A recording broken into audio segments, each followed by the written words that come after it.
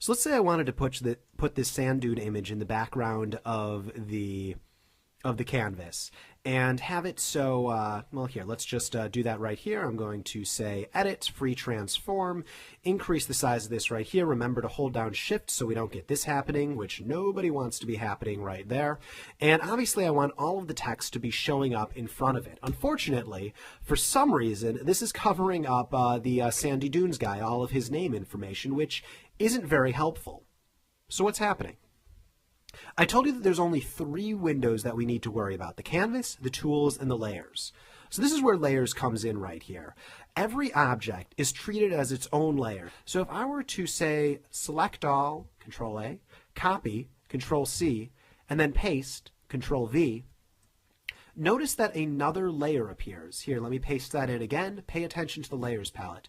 Control V, a new layer appears. So notice that a new layer appears. This is what allows me to drag these differently. If it's on a different layer, I can treat it as its own individual object. Each individual object is on its own layer. Or to rephrase that, each individual layer is its own object. So I'm just going to hit delete to get rid of that layer and that object. I'm going to move this up. Now, if I want this to be behind all of the text, all I need to do is I need to drag this layer and move it behind all of the text.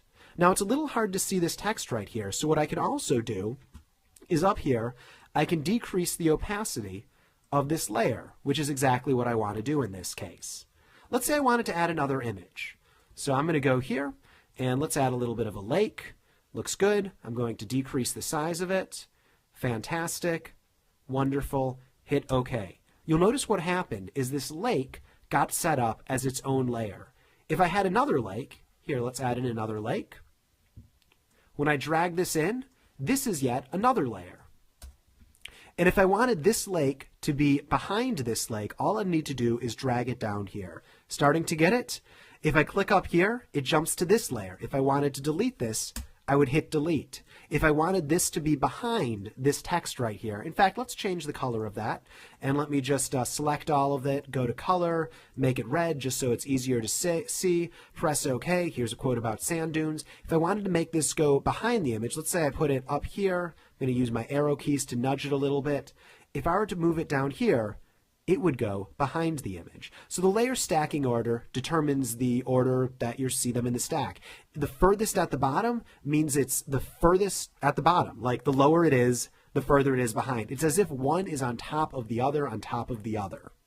I think that makes sense. I'm pretty happy with that explanation. There's a couple of other things I wanted to show you about layers, and then we'll get into a bit more confusing stuff.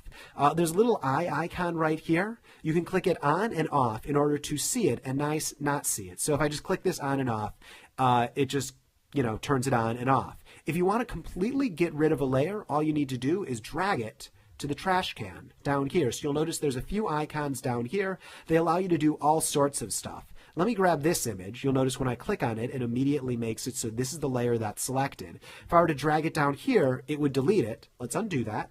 If I were to drag it down here to the icon next to it, it duplicates it. So you'll notice that now in the layer palette, we have 2 versions of this layer. Now, you're probably noticing that you only see one version of the layer. The reason for that is one object is directly on top of the other one. So if I move it, now we're able to see both of them. Starting to get it? Excellent.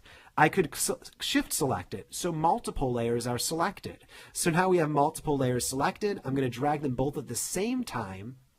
And now we have 4 layers, which we don't see. But if I drag this up here, now we can see 4. If I wanted to select multiple ones, I could just shift select them like this, duplicate it, and now we have 8 layers.